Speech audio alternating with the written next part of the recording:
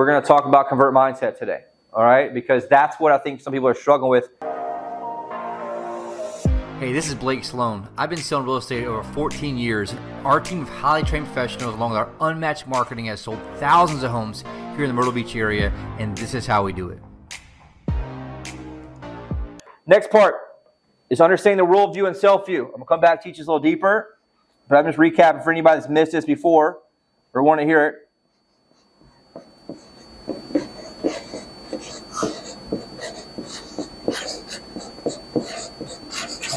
This is really relevant to us because we have a long sales cycle in what we do, right? They're not buying in one single day in most cases. They're buying over weeks and months, okay? So it's important for us to understand that piece. Now, what does worldview mean?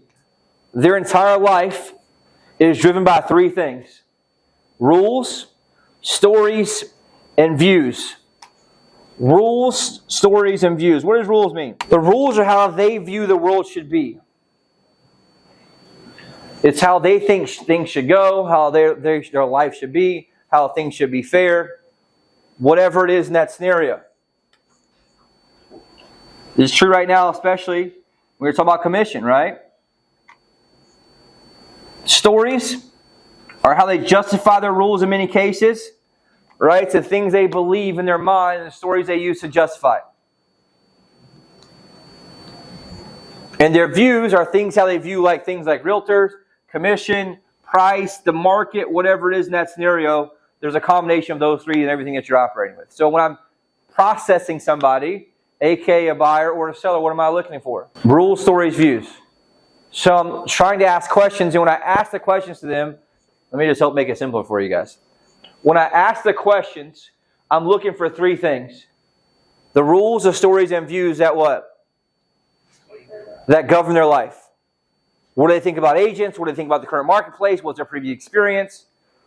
What's their why? What's their pain? I'm looking for all these things in that scenario. They're going to make... So stories could be also their pain. You guys with me on this? That could be their problem they're trying to get away from. They're trying to solve, whether it be second home or move away from up north, which is going to be our next piece of leverage, right? As it gets cold up north, people are going to start Googling, looking for places down here. Our job is to help maximize that pain and convert them to buy down here. With me on this? Very important piece. The second piece is their self-view. We talk about here. What do you think self-view is?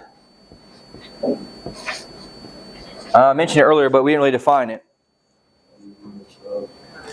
It's our stories about ourselves and our willingness to go all in. Stories about ourselves and our willingness to go all in. What does that mean there?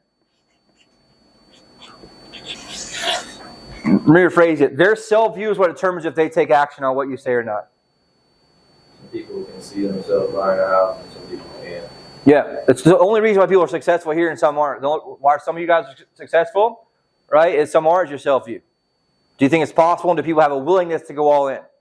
And so you want to make sure you're measuring both in your conversation or your presentation or you're meeting them face-to-face. It's like, hey, look, what's this person's self-view? How confident are they in themselves? How confident they are in their decisions? And you can read that through what? Their demeanor, their words, and their history of winning in their life. If they're a well-accomplished businessman or businesswoman, what do you think their chances of going all in are? Pretty high. That's why a lot of times the high-end people are easy. Why is that? Because they understand, they have belief in themselves. They're not scared. They're going to figure it out, buy it, whatever it is. If they're a little bit younger, first-time buyers, what do you understand about their self-view?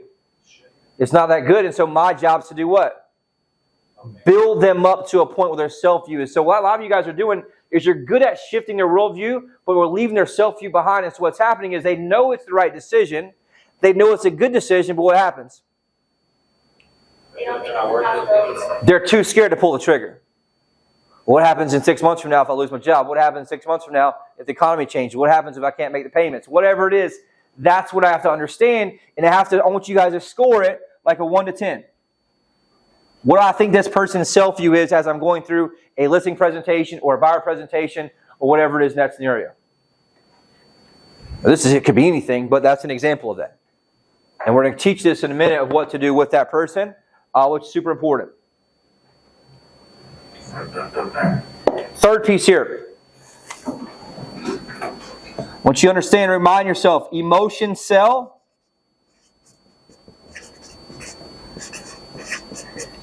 Facts tell. What does that mean, you think? The biggest mistake that people make is that you think data will save the problem. Right? They think data will save the problem. We start shoving lots of facts and data in people's face and somehow think that it'll change their mind from A to B, which is completely inaccurate. It's all about emotion right here. It's all about an emotional sale. There's nothing that makes any sense logically about buying $300,000-$400,000 stuff, right? Logically, you could break it down like a rent versus own, but ultimately, it's a very emotional sale. Nothing makes sense, right? I mentioned this before, buying a Rolex for $5,000 or $10,000. Or in some cases, $20,000, $30,000, depending on which one you get, some up to $100,000. Right? Nothing makes sense about Louis Vuitton handbags, right? $3,000 or $4,000 or $5,000. Logically. Why do people buy it? Status. Emotion, which is ultimately from a status standpoint. There's handbags people buy them for $40,000. Does it make sense logically? No, but emotionally it does to a lot of people. Why? Because they're trying to bring up their self-worth. They're justifying that from an ego standpoint. And so my job as a salesperson is to understand what? I have to tap into emotion, and I got to keep myself from just getting in a place of data, thinking that data will solve the problem. So if you start talking about rates and this and that and a lot of logic, what's going to happen? They're going to shut down and get overwhelmed. I'm going to talk about the facts of what they're at. The fact is, hey, look, you're 55 years old. You want to retire and have a place in Myrtle Beach, right? How long do you want to wait for rates to go down before you miss out on the opportunity to live your life? And we'll start telling third-party stories about what? Clients who waited too long and didn't make it down here. They never got the chance to watch sunrise in their own place because you know what they were doing? Waiting for prices to come down. Literally, right? So that's an emotional piece I want to have. And is that going to move somebody a lot more than talking about rates? Absolutely. Because when it comes down to it, they can afford it. It's our job to help them understand that. They want confidence. They seek confidence from you deep down. And our job is to what? To transfer that to them in that scenario, which is super important. I'm going to teach you guys in a minute deeper how to shift the worldview and self-view. I just want you to understand the process here. You always have to do worldview first and then self-view. I'll say it again. You always have to do worldview first and self-view after that. Why? So what happens though, when I create doubt and I shatter how they thought the world was and I show them a new way of how things are possible, they have a bit of excitement and a bit of fear. What tends to take over though is what? Is fear. Because it's an unknown to them and they're not sure if they can do that or they're not sure if they can believe that. And so after I shatter the worldview, I insert a new worldview, which we'll talk about in a second. My job then, the second phase of that is to build that person up in that order. And I'll draw it out for you guys in a few minutes, okay? I'm just trying to set the frame for you. Now the third piece from that, afterwards, after I do that, I shatter the worldview, create a new worldview, I shatter the self-view, I build them up to where they know it's possible, they can do it. I start talking about how good the holidays are going to be and how good it's going to be for your grandkids and kids and whatever it is that applies emotionally. The fourth piece here I have to do is I must show them that I have a roadmap for them to follow. And here's the deal. They're going to borrow certainty from me that I do what? That I know the way. And what I had in my notes from studying is that the roadmap is required after the prospect is inspired. So after I've gone through the process and I've inspired them about what's possible, inspired them that they can do it, I've sold them on the emotion. I have to have the roadmap to let them know, look, here's the roadmap and here's what? Here's how I'm going to help you get there. I have to link myself to what? The outcome. I'll say it again. I have to link myself to the outcome. Why? You're the only way it's possible. You're the gatekeeper. I'm the gatekeeper. I'm the way that helps them understand it's possible. And it's naturally going to be, it's a natural flow. Why? Because I'm the one exposed to the problem. I'm the one that built them up to know they can do it. I'm the one that extract the emotions. And so naturally what? I'm going to be the solution and they're going to be deep down looking for what? What's the solution? How do we do this? And so my job there is to insert myself from a psychological piece and say, look, I'm the solution here. We're going to go this way and I got the roadmap to do it and here's how we're going to do it. Comparing to how we operate, I think we're missing this step a lot of times as agents. Like we get excited, we talk about it, and then what do? We assume they know what to do next. We assume they know what's going to happen, but they don't. And that's why they call you freaking out. That's why they get buyer's remorse. That's why they disappear. That's why they go to somebody else. And so if you have this challenge of buyers or sellers who are great, they like you, and all of a sudden they're just disappearing. What you may be missing is this roadmap piece. And look, here's the deal. I got this for you. I'm going to show you step by step what we're going to do. And the first step we're going to do is this. Second step is this. Third step is this. You can draw it out if you want to. And so we're going to walk you through in that scenario. And it's a visual for them to see that you're not just showing a chart, you're drawing out your art. And that's one of the best pieces of advice I got, actually. He said, people want to see your art. They want to see you as the artist paint the picture. Like the picture means so much more after someone paints. You ever been to a wedding and they paint the picture of the husband and wife get married? It's a whole lot more valuable watching that person paint the picture there than doing what? Sending a photo of your wedding and have them paint it. Right? Because they saw the art of them doing it in that scenario. Does that make sense, you guys? Very important piece here to understand. Fourth piece here, I'm going to teach you this a little deeper, is I must master the triggers. What that means, master the triggers. I must master the desire and triggers the client demands for you to buy. I must master the desire and triggers the client demands from you to buy. What do you think that means there? I need to understand what their pain is, what their emotional piece is, and I need to understand they're all very similar. So if they're a first-time buyer, they have very similar pain. If they're a relocation buyer, very similar pain. Second home buyer, very similar pain. Investment, very similar pain. You guys with me on this? And so I need to be good and versed at going right for triggers that do what? That move people. And so I need to be able to think psychologically, all right, what is going to be the biggest pains of most people that are first-time buyers? And I need you to do what? Have those in your back pocket, and what do you do with it? Hammer it with it. What's it like having somebody who feels like they're doing a construction project above you in your condo at 7:30 in the morning? Right? What's it feel like when you hear wheels running around in your condo? Like, I need to make sure I know what things to ask to do what? To trigger emotion to get them to move. Not negative, angry emotion, but emotion that I need to pull out for them to make what? A decision. On the seller side, guess what I need to do? And I'm looking for questions here that do what? They understand, that expand the pain they have. So they need to do what? Take action now. Because most sellers, they want to sell, and they say they want to sell, they kind of want to sell, and then what happens? You meet with them, and all of a sudden, what happens to motivation? Story changes, it goes away. Why? Because they're faced with pressure, with decisions, with paying commission, with they're not getting as much money as they think their house is worth. And so I got to be very good at going back and doing what? Understanding and finding the triggers, and also the desire that they may have that can move them to want to buy or sell. Second piece of this, very similar. I must master the emotions of the prospect. First phase. Master the emotions of the prospect. What does that mean, you think? Must master the emotions of the prospect. What does that mean, you think? It's kind of like if you own their minds, you own them for life. So if you own their emotions, same situation. If I know your pain or your problem better than you do, I own your mind for life. Period. If I own your pain, if I understand your pain or your problem better than you do, I own your mind for life. Here's the thing.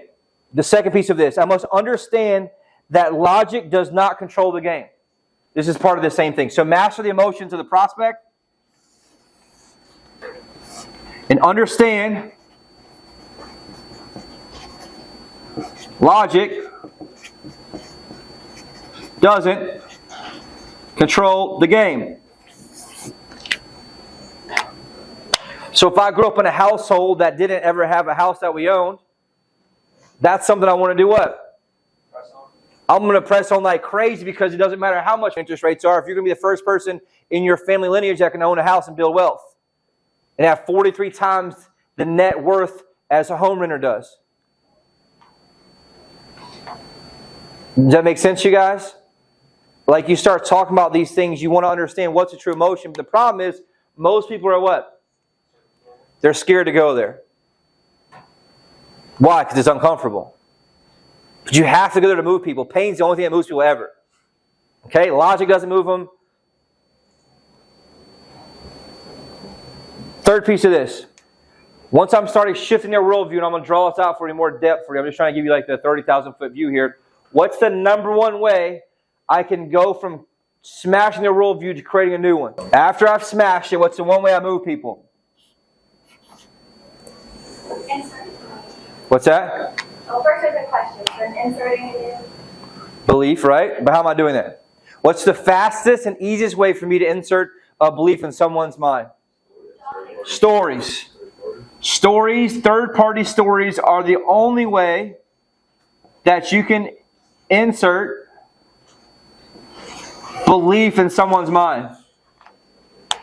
As I've understood this more depth, right, and you start realizing a lot of people are waking up in today's world about how things were true and things were not true, right, through the news media and things, you realize a lot of the stories that you were taught as a kid were designed to do one thing. What do you think it was? To put a belief in your mind about how the world should be or shouldn't be. And you realize that some of these things, as more data and things come out, a lot of the shit you were taught wasn't even true. And so, it just understand the psychological piece of this is that, look, the only way you're going to shift somebody's worldview after you've shattered it is you have to insert the stories of third parties and how things can be for them in that scenario. Are you with me on this? And I'm going to break it down and give you a little more teaching on this in a second, but I want you guys to have the overall piece of it. So, first part, smash the worldview. What are the 4 things here? Understand frame.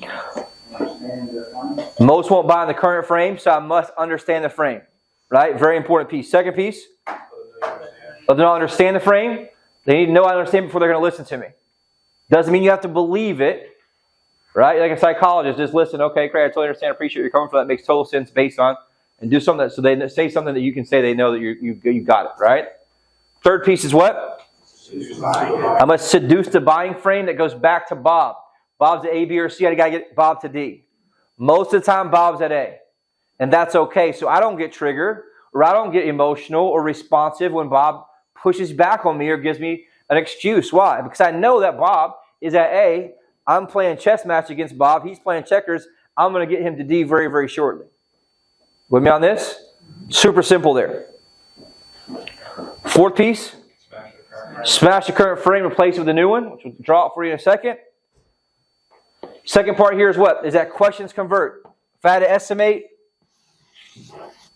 we're reversed. 80% of the things you need to do needs to be questions.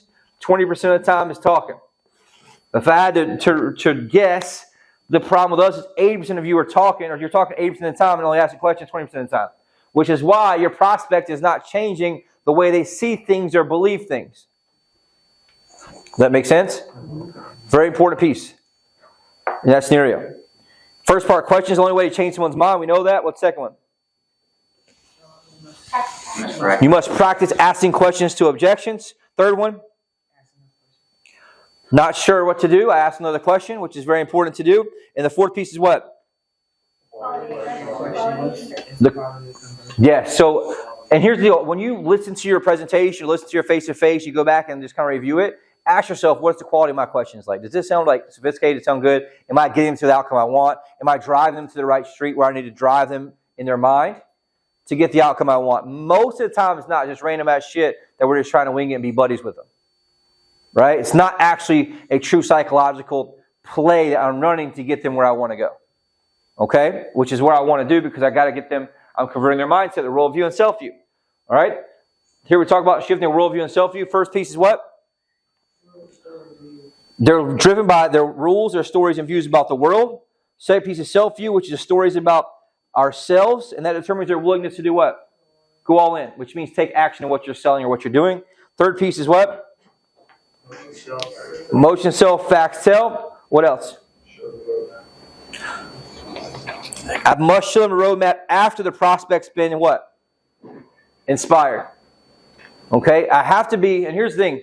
If I realize why a lot of us aren't selling shit right here, there's not enough charisma. What's charisma mean? Like the charm they have, the energy they have, the enough that inspires them, hey, look, this is possible to be done, and I know I can do it. Based on the energy that so-and-so is going to do. Right? So, very important piece here in that scenario. Fourth piece is what? Master the triggers. And we talk about master their what? Their desire and triggers that the client demands from you to buy. Very important. Desire is what? What they desire deep down. Triggers are what? The pain points that make them move. There's two parts of that to push and pull there. For you guys to understand, the second piece here is master emotions of prospect to understand the logic does not control the game in any way. That stories are what move people after their frame is smashed. Does that make sense to y'all there? right? Super important piece. So I'm going to teach on this just a little bit to help you break it down a little bit deeper and kind of give you the emotion part. Here's the biggest mistake people make, and I've taught this before, is that most people make the mistake of thinking that people should buy from you just because. Just because they came to the website, they talked to the phone, we make the mistake of thinking they should buy. We're not doing what? Seducing them through the process enough, right? We don't realize that the client you're speaking to won't buy from the current frame they're in. So we end up doing what? We end up forcing the sale versus what? Seduction through questions. The biggest difference between forcing and seducing is what? Questions. That's it. So figure out how do you talk more in questions and less in statements. That's very, very important to do face-to-face. And the fourth piece, we think that data will solve the problem, which is obviously not the case in that scenario.